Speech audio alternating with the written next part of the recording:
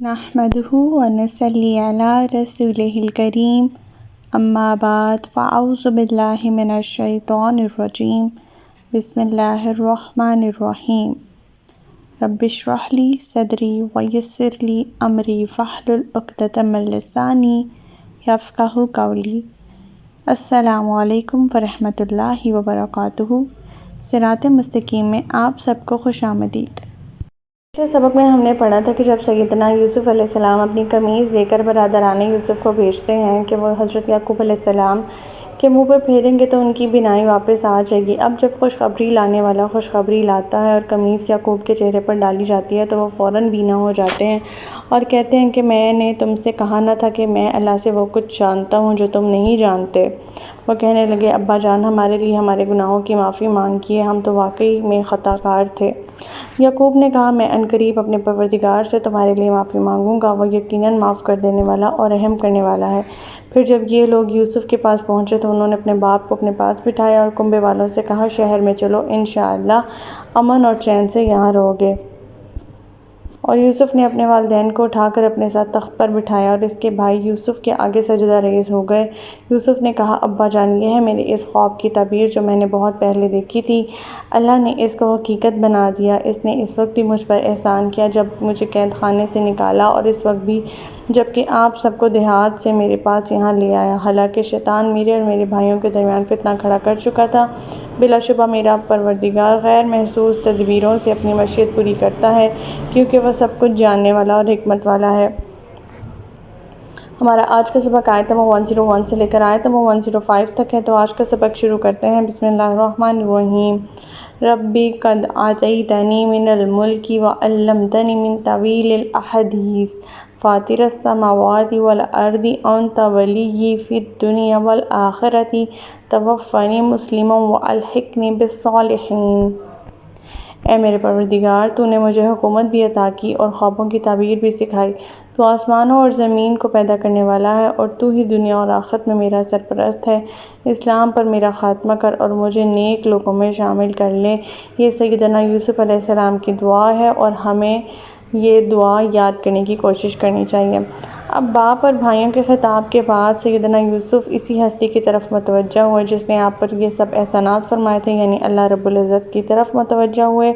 اللہ کی حمد و ثنا کرنے کے بعد اپنے لیے اپنے حق میں دعا کرنے میں مشغول ہو گئے اور دعا کرتے ہیں کہ اے میرے پروردگار، تو ہی میرا کارساز ہے، میرا سرپرست ہے اور نگہبان ہے، لہٰذا مجھے اپنی فرمانبرداری پر قائم رکھنا۔ مجھے موت آئے تو تیری فرمانبرداری کی حالت میں آئے، اور مرنے کے بعد مجھے نیک لوگوں یعنی میرے آباء و اجداد سیدنا ابراہیم، سیدنا اسماعیل، سیدنا اسحاق اور سیدنا یعقوب کے ساتھ ملا دینا۔ نیز اس سے مراد تمام نیک لوگ بھی لیے جا سکتے ہیں۔ جب تک سیدنا یعقوب زندہ رہے سیدنا یوسف حکومت کرتے رہے، لیکن جب والد فوت ہو گئے تو آپ اپنی مرضی سے اقتدار سے دستبردار ہو گئے۔ سیدنا یعقوب نے اپنی وفات کے وقت اپنے بیٹوں کو جو وصیتیں کی تھیں ان کا ذکر ہم سورۃ البقرہ میں پڑھ چکے ہیں، اور یہ بھی وصیت کی تھی کہ میری میت کو شام لے جا کر وہاں آباء و اجداد کے ساتھ دفن کرنا۔ چنانچہ سیدنا یوسف خود انہیں دفن کرنے کے لیے شام آئے اور دفن کرنے کے بعد واپس چلے گئے۔ ایک دفعہ آپ سیدنا یوسف علیہ السلام نے فرمایا کہ ایک زمانہ آئے گا جب بنی اسرائیل مصر سے نکل جائیں گے، اس وقت وہ میری میت کو ساتھ لے جائیں۔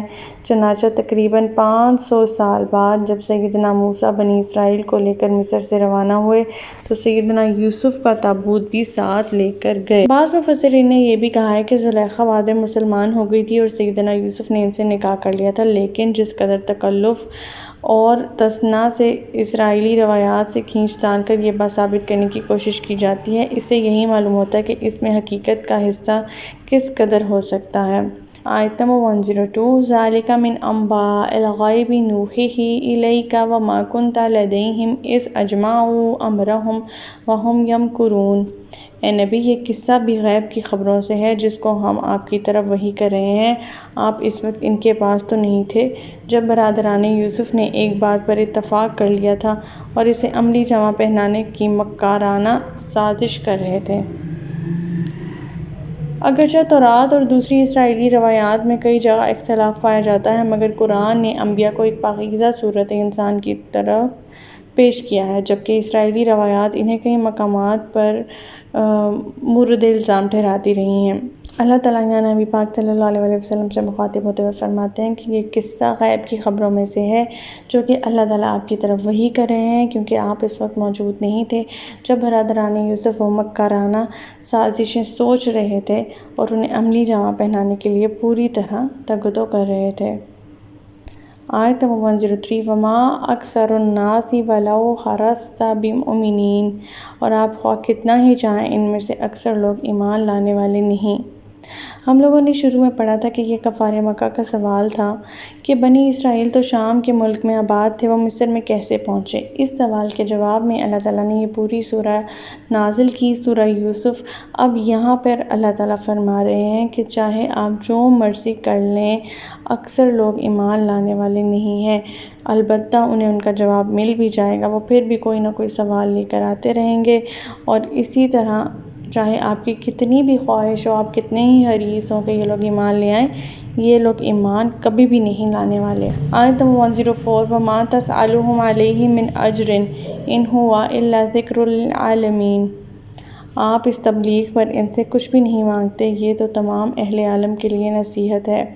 اللہ تعالیٰ یہاں پھر کفار کی ہٹ درمی کے بارے میں ہی فرماتے ہیں کہ یہ لوگ نہیں مانتے تو نہ مانیں، صرف ان کے لیے ہدایت نہیں بلکہ تمام اہل عالم کے لیے نصیحت ہے، انہیں نہیں تو کوئی دوسروں کو اس سے ایمان نصیب ہو جائے گا، اگر یہ نہیں مانتے تو ان پہ اس کا نقصان ان کے سر ہی ہے، آپ ان سے کوئی معاوضہ تھوڑی مانگ رہے ہیں جو یہ آپ کا معاوضہ بند کر دیں گے، یہ تمام اہل عالم کے لیے نصیحت ہے۔ آیت نمبر 105 وَكَأَيٍّ مِّنْ آیَةٍ فِي السَّمَاوَاتِ وَالْأَرْضِ يَمُرُّونَ عَلَيْهَا وَهُمْ عَنْهَا مُعْرِضُونَ، آسمانوں اور زمین میں کتنی ہی نشانیاں ہیں جن پر یہ لوگ گزرتے رہتے ہیں اور ان کی طرف توجہ ہی نہیں کرتے۔ اللہ تعالیٰ یہاں فرما رہے ہیں کہ قرآن پاک کی اتنی آیات ایسی ہیں کہ لوگ اس کے پر غور و فکر ہی نہیں کرتے۔ کائنات کی نشانیوں میں غور کر لیں اگر لوگ، تب بھی انہیں اللہ کی معرفت حاصل ہو سکتی ہے۔